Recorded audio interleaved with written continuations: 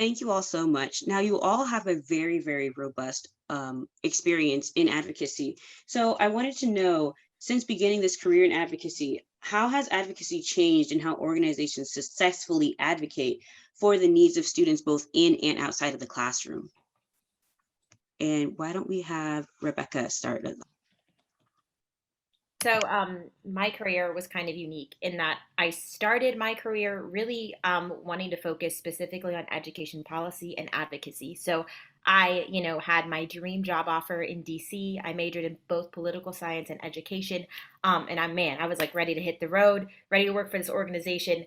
And I remember it was like literally a couple days before I started packing, I read this article about like just the intensity of the gaps that exist between students of color and students who live in underprivileged neighborhoods and students that do not.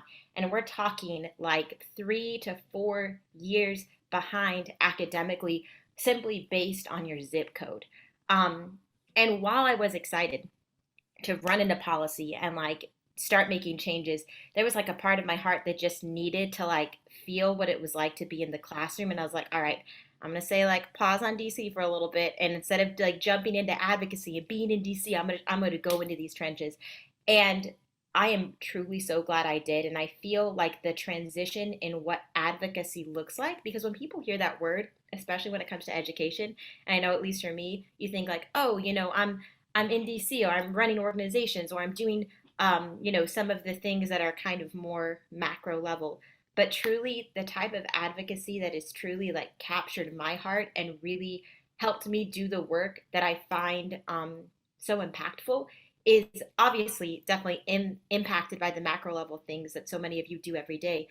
But for me, it's like the little faces that I see every single day and the decisions that I make as an assistant school leader and seeing how those impacts make a difference every single day.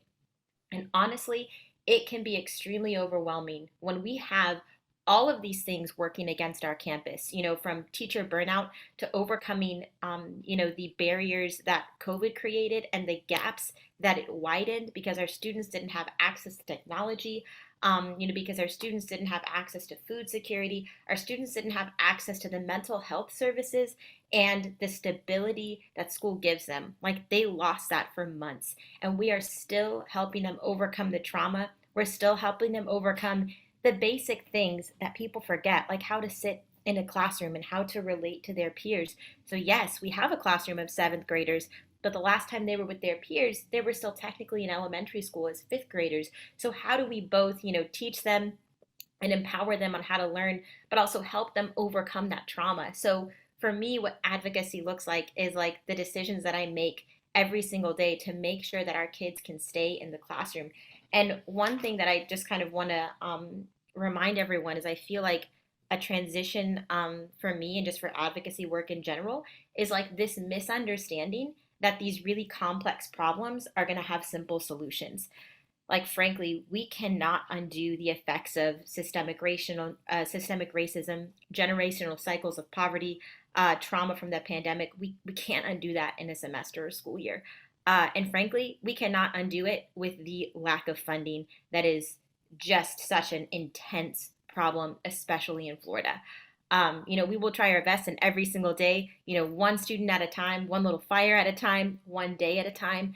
But in reality, like that is a wall we are going to continue to hit unless we can work together with those macro level advocacies and really jump into that nitty gritty political work to increase that funding.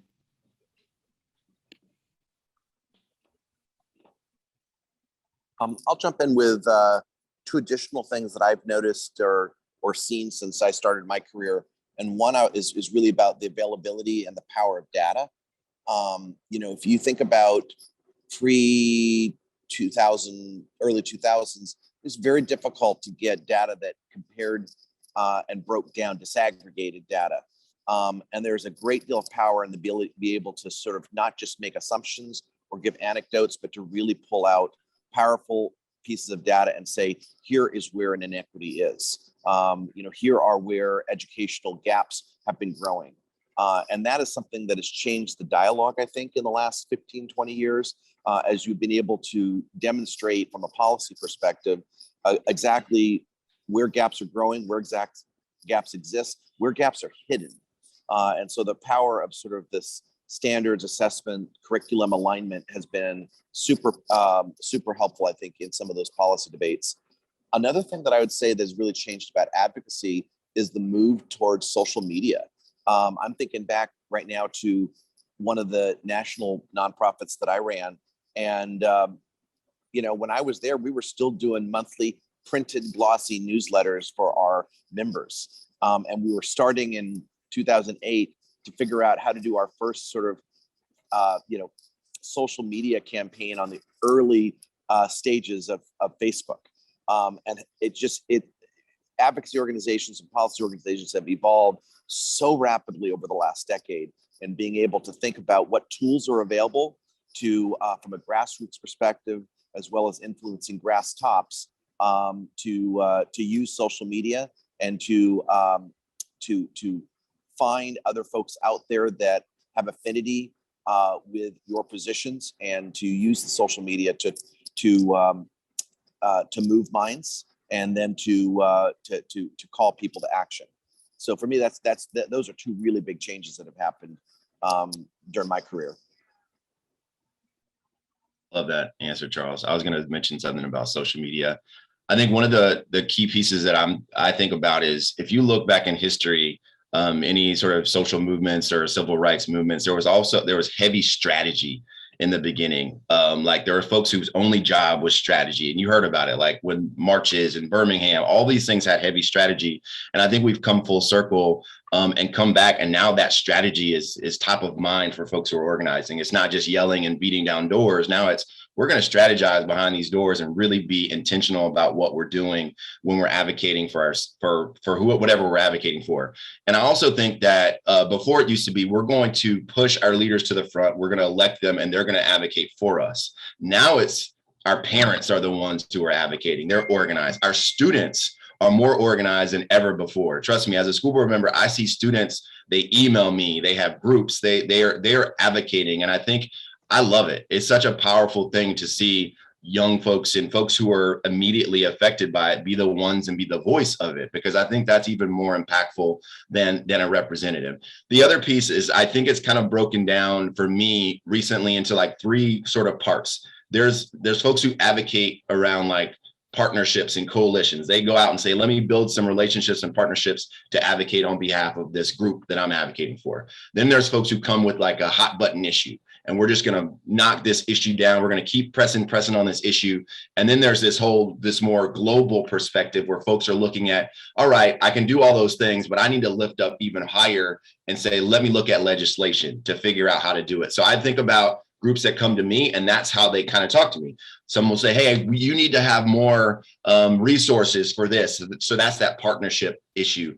Or I'm just really concerned about this one issue. You need to change it. And then they do letters and campaigns. And then you have those groups who say, you know what, there's some policies that wrap around, for example, Black male recruitment that we need to look at. And there's some issues here. So let's tackle these policies. So I've loved seeing the sort of evolution and almost the coming back to the point of the old school way of let's organize behind doors and now let's push it. And to Charles' point, social media has changed everything. Like you can be anywhere and advocate for anyone now. So I've had people advocating for issues in Duval County that don't live anywhere near Duval County, probably never stepped foot in Duval County before, but because it's an issue that they connect with in their communities, they're kind of jumping onto it and advocating. So it's been quite an interesting sort of time, especially since we've gone to this during COVID, has definitely made it even more, given more access to people to jump on and support people in their advocacy efforts. So that's great, because all three of you touched on the fact that people who are disconnected maybe from the issue are wanting to come in and support. And now with that also comes the double-edged sword of misconceptions. So as people that are leaders in advocacy for education, what are the misconceptions that you often come across, or challenges that you come across when you are trying to connect all these individuals to successfully advocate for students? I think for me, one of the misconceptions that I've seen, and this is because I also do work on political campaigns, and I have, kind of even throughout my career in education, And one of the misunderstandings that I kind of run into whenever I'm trying to talk to people about this is, oh yeah, well I really care about education, and I see the problem and I want to make a difference, but I don't like politics, and so I don't really I don't want to jump into this campaign or this particular initiative just because politics and government has just gotten so gross and polarized and icky, and I don't want to be a part of that swamp. But the reality of it is, the barrier that I keep hitting when I'm talking to people is like, we do not have the luxury to exist outside of what is happening in every single legislative session from Tallahassee to Washington, D.C., period. Because at the end of the day, that is what is affecting and impacting so much of our advocacy work. And obviously, so much of advocacy exists so we can put pressure on the right people to achieve the right outcomes. But in order to do that, you have to have a fundamental understanding of how funding works. And in order to do that, you have to understand how funding is connected to both what's happening in that state legislative session and what's happening in DC. And unfortunately, because of the political atmosphere that we live in currently, so many people, I feel like their brains just shut down whenever you start talking politically or you start talking about activism in any way, just because of the intense polarization that our nation has gone through. And I feel like it really does a disservice to the actual work that we need to do. And so for me, I feel like that's one of the biggest misunderstandings that I've seen. Uh, I also, and again, this is because I am in a school every single day. I think another misunderstanding that I have seen is the multifaceted needs of every campus every day and how different that looks. This assumption that a solution or a type of advocacy work or something that someone's pushing for is going to affect the same district, the same campus, the same teacher, and the same child in the same way is just frankly not true. When you break it down to like a true neighborhood level and you look, like we could talk all morning about the effects of gentrification on public education, right? But when you're looking at just how every single neighborhood in every single way is so different and needs so many different things. I know just in my personal experience, I just moved to Jacksonville in January from Austin, Texas, where I was working at a disciplinary alternative school. And that was a really cool experience because I got to get kids from across the entire district. But what I kept seeing, again, at an alternative school where kids are removed for disciplinary, reasons, is that it was kids from the same school, and it was kids, our district was 7% African American, and yet 55% of the students at my school were African American. And just like these huge gaps every single day, I got to see, like walking through the door, like I literally saw the faces of what education inequity looked like. And I knew those neighborhoods and I knew where they came from and I knew kind of what the problems were. And then I moved to Jacksonville, and it's totally different problems. In some ways, they're the same, but the neighborhoods need different things. And there's different relationships, between how the community is interacting with the school, especially when it comes to a place like KIPP, which is a charter school, and the relationships we have with our community is so tied to like our actual location, and how they literally, get to us. And it's also unfortunately tied to some of the gaps that are left by the public school system at large. And so kind of that interesting relationship between what's happening with DCPS and, the neighborhood that KIPP is currently in. So, and again, I could talk all morning about just the very specific nature of those issues, but I feel like that is a misunderstanding, that these one, blanket solutions are going to fix all of these problems. I'll just quick, Rebekah's answer was so good, it's hard to add too much to it, but I'll give just a little bit more fleshing out on the value of early learning. And that I think there is huge misconceptions in the public, with the business community sometimes, certainly sometimes with state legislators or with policymakers, about the importance of starting to address early learning, and understanding child development. Not all students are starting their first day of kindergarten or VPK on the same equal footing with the experiences that they've had and the enrichment that they've had. And it is always surprising to me how often I run into folks who haven't quite understood that all students are not in the same place on their first day of kindergarten, and that has huge ramifications on how they progress towards third grade reading proficiency, and how fast they can accelerate. It's not to say that the students can't succeed, they can, but you have to understand that there's different levels of supports and different policies, different resources that may be needed to help help students that are starting off in a less equal place, to be able to accelerate their learning and get to where you want them to be by the end of third grade, when they're starting to, read to learn, not learning to read. Just one example, this is not something from Florida, but I've been in another state with a very senior leader who literally told me that in her state, every student started kindergarten equally on the first day. And there was nothing that her policies were going to do to not, that was her approach. And therefore, like, that state was really struggling with trying to figure out how do you deal with equity issues in the early years and in the early grades. And so I think for me, I think there's some misconception there that the business community, philanthropy, education needs to continually help explain and help get a better appreciation for resources and supports for all students to be able to succeed. Charles, Charles, you should just go before me every single time, because you basically just segued me perfectly.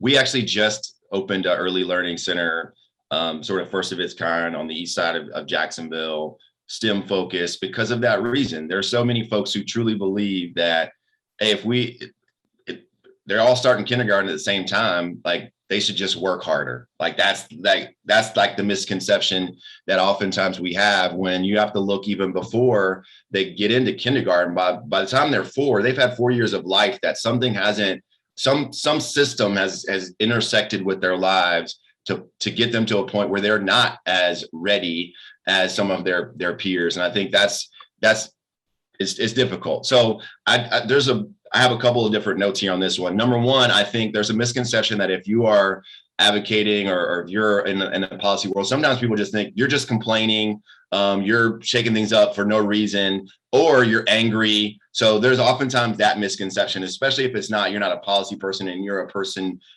campaigning or leading from a certain group. Also, I think there's a misconception that you have to be in a certain leadership position or in a power position to be able to actually be an advocate or be somebody who's in advocacy or to change policy. And one that's near and dear to me is, I also believe there's a misconception that teachers can't be folks who lead on policy change. I think that's oftentimes, I've heard so many teachers say that I don't have a voice. My voice doesn't matter as much as other people's voices. And I think that's a huge misconception, because I know for myself and even other board members and even policymakers, I saw Tracy Davis's representative on here. I guarantee you they listen to that. And you actually have folks who are in these positions now who were educators, who were in the classroom. And yes, we still hold that with us, but we also need what your experience is now, because what my experience was a decade ago is not the same as your experience. So I just always lift up the fact that I think people minimize who they are and their impact they can have on policy and policy change. And that's from the teachers to the parents to the students.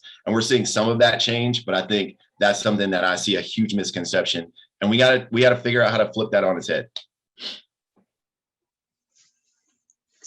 So as the three of you were speaking, one question that actually popped into my mind that you all touched on was the kind of that misconception that policy and advocacy never work in connection with each other. It's almost like they are adversaries in one way. So in your experience, are you individuals that have always seen policy and advocacy working in conjunction with each other, or always as adversaries with one another? So I think for me, and again, I come with the perspective of being in the school, and like seeing firsthand how the policies that are put into place impact us from day to day. And I think it's easy when you're in those trenches to get kind of like disenchanted and being like, okay, yes, I know the advocacy work is important, And again, it's my passion. It's kind of how I started this journey into education. But all that being said, it's like, okay, but what about the children? What about the faces in front of me right now? So sometimes it feels like policy and advocacy, I wouldn't say they're adversaries, but sometimes, especially right now, it definitely feels very disconnected when I'm in there in the very day to day and I see how these policies are detrimental to our students. And there's a part of me that's like, okay, yes, I know advocacy is important, but what about this student right now? What about this student tomorrow? What about this student who, only owns one uniform shirt and is going through trauma and is having these tantrums in the hallway? What about them right now? And so for me, I know the connection because of my, background in education, because of the work that I've done. But I think, kind of going to your earlier point, that teachers and other school staff members feel very left behind by advocacy because of the lack of change, or sometimes the slowness of the change that you see in the policy, and then the way that policy trickles down to the actual schools. So, and again, I think a lot of that also has to do with our current political environment and our current atmosphere. And I know it can be a huge turnoff, like when you hear some of the things that the Florida legislature is funding or what they're prioritizing. And this is the same thing at the national level too. And then to be in the schools and just literally the phrase that always comes to my mind is like, but like, what about the children? What about the basics? What about the right now? So I think that as both people who, everyone on this call understands the intense link between policy and advocacy. And again, I don't necessarily think it's that they are adversaries to each other, but I think something that we need to be careful of is feeling like there has to be this dichotomy or separation between the people who are doing the work every day and the people who are trying to make changes in that work every day. Because I think there needs to be a lot more strategic work to put us all in the same conversation and on the same team, so that the people who are doing the work are talking to the people who are doing the advocacy work, are talking to the people who are in the schools every day. So in my mind, I'm like, what can we do to have more meetings like this so that people understand, and have that voice and feel heard and can see that connection happening and understand what's happening in the background to eventually make those real changes that will impact every student every day. Charles, you're going to go first and segue me again?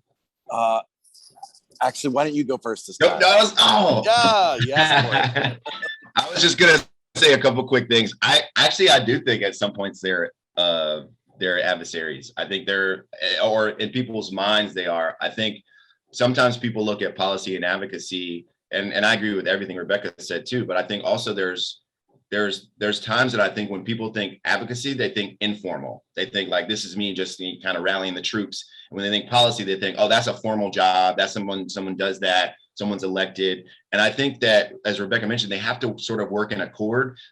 Perfect example, like I may be the person who can affect policy, but I need folks who are advocating to understand like what policies we need to change. So I'm oftentimes going to different advocacy groups to ask questions, or they'll come to me and meet with me in my office to sort of just talk about their needs and desires and how they can move it. So I think that sometimes we look at it in that lens, and I think that's a problem that we look at it that way. And it goes back to the earlier question around where am I? If I'm a person who is in this world, this policy advocacy world, am I putting a label on myself and saying I'm more of an advocate than a policy person, or vice versa? Because all a policy person really needs to have to say I'm a policy person is understand the policies. And there are a lot of people that just don't, like, they just don't read it, don't understand it, haven't dug in the trenches of it. And it's not as hard as I think people make it out to be. And I think that's what also we have this fear of tackling things, especially as advocates and people, and that, especially if you've been affected by it, because number one, our policies aren't written in the way in common language where someone who has a certain level of education or comes from a certain background can actually understand it and understand how that policy actually affects me. So I think we have to sort of break down these definitions to the point of this question. I think to say like, all right, where do you stand? And you actually, if you did an assessment, if you did a self-assessment and said, actually, I live in both of those worlds, which I think is perfectly fine. But I think they have to work in accord. But right now, I think we look at them as they're two different things, and certain people can do one and not the other. And I don't think that's true.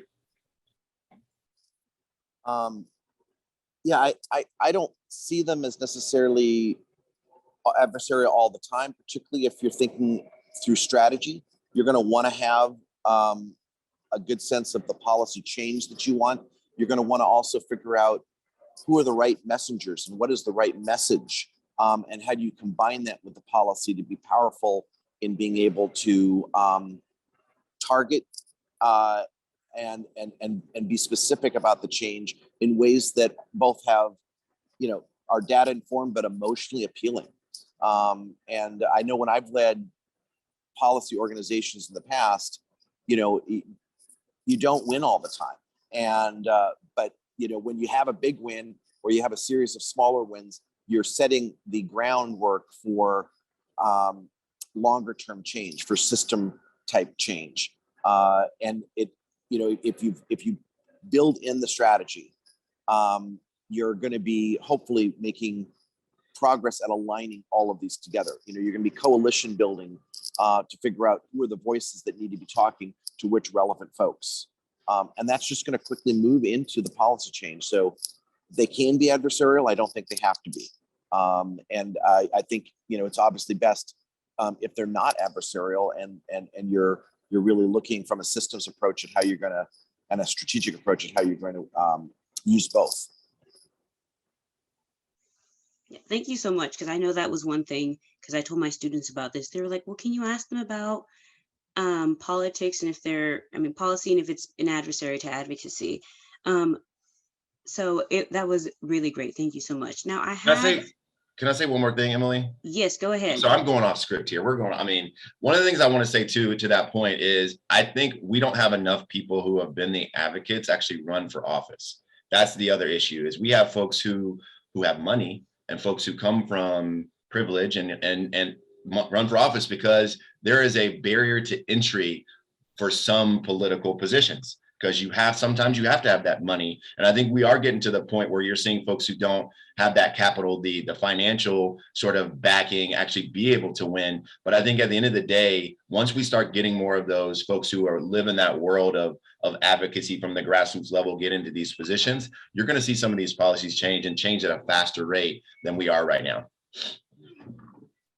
That's a great point. Now, my question for you is, do you think when these individuals do gain that access to run for these offices, do you think it will require tapping into a whole new voter registration pool in a way? Because to be honest, we have some instances where certain groups are marginalized from voting. So do you think that actually requires maybe widening up the pool first before they can get that backing or that support, quote unquote, to get into that office? That's to me specifically? Yes. It really depends. It really depends on what you're running for, where you're running. There are districts right now that you could go into, or counties or towns you could go into and win. It really depends on how those lines were drawn, but that's a whole nother political issue of how lines are drawn and who represents who. But I think that there's always a chance. But getting elected is about having the backing. It's about timing, being ready, and building some of those coalitions and understanding, we've talked about this, the data, understanding what how you do win in a certain area, and understanding if it's possible. And there are folks within the TFA network and other networks that they can tell you right now, Darryl, if you ran for state representative, here's the numbers that you have, here's how you can win, here's where you could pull numbers from. So it's really going back to the data and understanding that. But at the same time, I do believe that we need to agitate our voter base. Jacksonville's a perfect example. We have more people who are, and if you say Dem versus Republican, we have more people registered Democrat than we do Republican, but oftentimes you don't see that show up at the polls. So you have more numbers, but you don't necessarily see that show up. And it's not a Republican Democrat thing, but at the end of the day, it's about how do you get people that aren't motivated to go vote to vote. And I think when you have somebody who is impacted, who's been that person who's advocating on the ground, they're connected to that person. You have that mom or that person who's like been at your school and rallying the troops. It's like, oh, I know her. Actually, I'm connected to this person who's going to be representing me. I'll take that. So I think it's a both and situation where we do need to agitate the voter base, but it's also about understanding what the situation is data wise to be able to win, because it's a science. It's not, it's an art. People think it's an art, but it's really a science to win these elections. That's why you see certain people win that I don't think should be winning. Very powerful. Thank you, Darryl. Go ahead. Oh, Rebekah, go ahead. Yeah, I was just going to add to that. So I feel like going off what Darryl says, a way to really strategically accomplish this is bring people back into the political system who have previously been left behind. Because whenever you're running a political campaign, you make strategic decisions, right? You look at, well, who is going to actually get to the polls and who might be the most likely to vote for me. And because that is a more easy fight to have, that's where I'm going to spend my money and resources and time, because I'm going to get the most bang for my literal buck.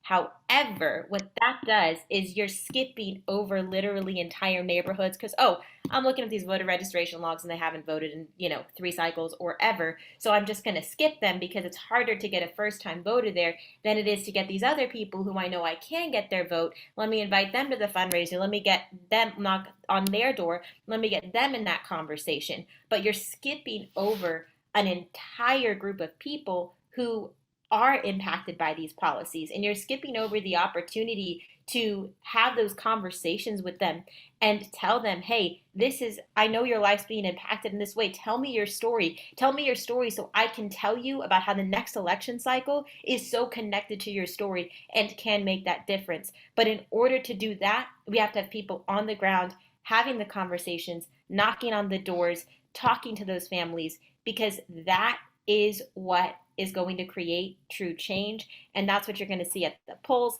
And that's honestly, that's what happened in Georgia, right? Stacey Abrams spent the last 15 years empowering groups of people who had never been involved or invited to the electoral process before. So we have to invite every single eligible person into that conversation. We cannot leave anyone out. And it's going to take years, and it's going to take building trust, and it's going to take being invested in local elections. It's going to take empowering local officials. It's going to take making sure that we're bridging the gaps of both availability and visibility to our communities of color and the people who've been left behind by politics systemically.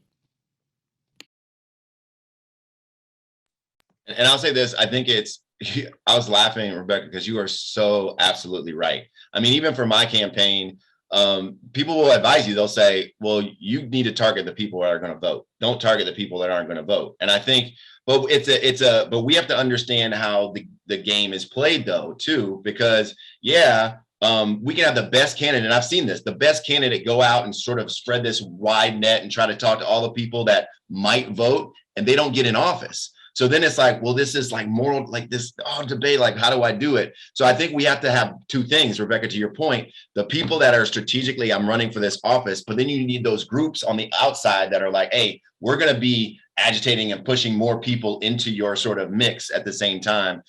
Because I think we lose out on some of our great candidates because they try to tackle the whole world when, unfortunately, the political game or system that we're in, there's a certain way to get in. And sometimes you got to get your foot in and then figure out how to do it. But it's such a great point. And I think that's why I love advocacy groups, because they can help to do some of that and really have that balance. And when you get in, like, it's one thing you can run a certain way and then get in and say, yeah, I'm in now. Now I'm going to let's open this thing up. Let's bust this door open. Let's bust this gate down and let everybody in. And that's the kind of other avenue and aspect you can also have.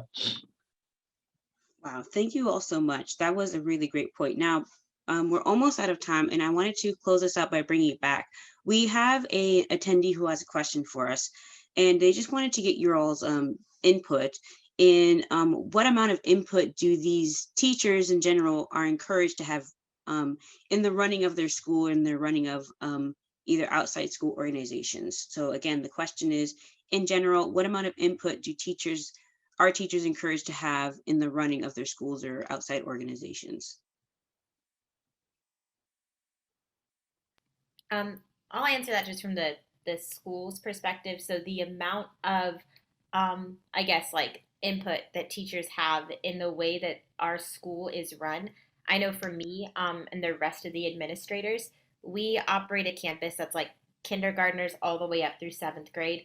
And the needs of every single grade level are really different. And when we are running the day-to-day operations of the school, we're not in the classroom. We don't have a frame of reference of what's happening in there every day. So we need our teachers' input, and we value it.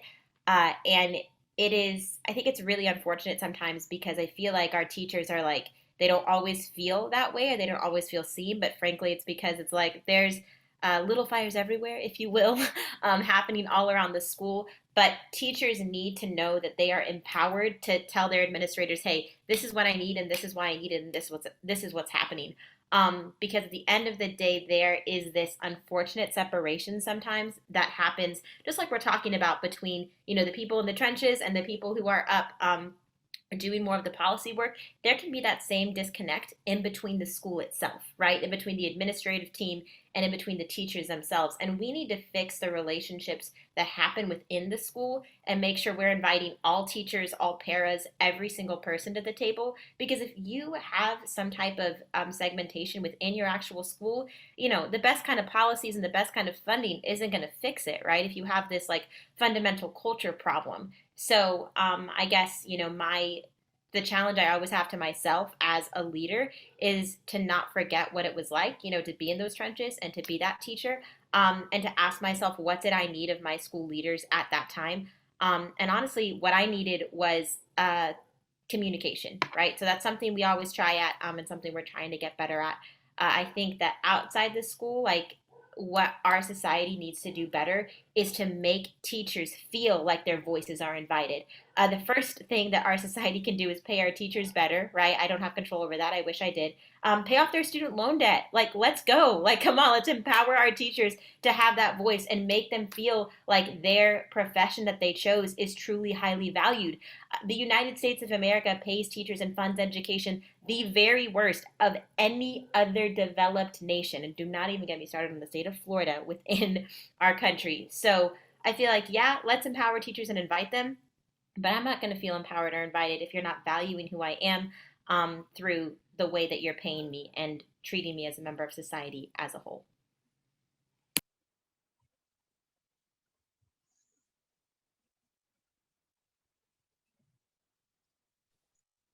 I can jump in. I think one of the things when I was actually had the honor of running Teach for America, I think one of the things when I saw teachers come forward, sometimes they started to advocate without sort of seeing even the whole picture. So it was, here's the issue. Oh my gosh, this happened to me. I'm about to advocate. I'm gonna do all these things now, and didn't get underneath the why. Because I think you can better advocate on the back end when you truly understand the why, even if the why is wrong, even if the why you don't agree with, you need to understand that in order to advocate. And I always just tell folks, number one, you can't be this person inside the system and understand how the system goes if you don't have a job. So number one, you need to be great. Go be great at the job that you have. Whatever the constraints you have, go be great at that job, because that's going to set you up to truly be able to understand the why and understand how to sort of really maneuver there. And then the other piece is, I think it has to be this sort of separation. You have to have this understanding of how each microsystem works. So understanding how your school works and how much they're going to allow you to be that advocate and be that person out front and it not hold you back from doing your job well. So that's making sure you make those connections with folks who've been at that school for a while and understanding how that works, because you never want to put yourself in a situation where then you can't advocate because you don't have a job and you're not performing well in that job. And then your voice is actually, it starts to minimize a bit, because folks are like, yeah, I see this person advocating all the time, but they're not showing up to work on time, or they're not producing, or they're not coming to professional development. So I think there's things that you have to do on a baseline to make sure you're set up to be that advocate. So no one can ever say, oh, they didn't do this and that's why they're doing this.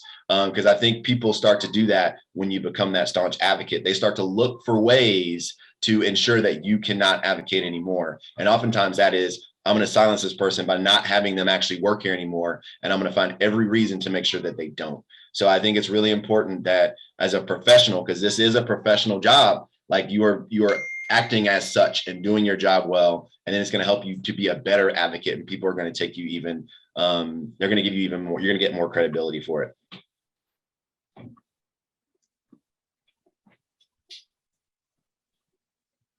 I really don't have a whole lot to add to that discussion beyond, I think there's a value in trying to mature folks along the advocacy sort of understanding. And so to the extent that you can be providing that level of either professional development or skill building, that will, I think, mature the focus and the level of success in local efforts and in tying them to policy and sort of trying to bring back some of our earlier conversation. And that's what I was going to add. Thank you. So thank you all so much for taking that question. And thank you all for taking time out of your busy schedules. And as you all at the forefront of this, for taking time to talk to us and give us your insight on policy and advocacy, because a lot of us are just starting out and we kind of don't know where to go. But it was really, really helpful and inspiring to hear all of you. So please give a round of applause for our panelists, Charles, Rebekah, and Darryl. Thank you all so much for coming. Thank you. Hey, and I'll say this, if folks don't know where to go, if anyone wants to connect with me on the school board level, I'm honored to be vice chair, and big announcement, I will be sworn in as the chairman of the board come this Tuesday. We just decided on that. And I want people to come in and learn from the inside. I'll also be up for a re-election. So if folks want to come in and see it from the inside, I think that's how you change. Rebekah mentioned it. You got to see it from the inside to know how to tackle it. And Rebekah, we're going to coffee soon, because if you're in my town, we got to figure out how to get you. Yeah. And Charles, let's talk about early learning. So I'm sorry, I'm having our own meeting. We'll just do a Zoom after this, Rebekah, Charles. Thanks all so much for having us on, though. Of course. Thank you so much and congratulations. So at this time, we're going to take a 10-minute break for everyone to get something to drink and stretch, and we'll come back at 10:35. So again, we'll come back at 10:35. Go ahead and take a 10-minute break. Thank you all.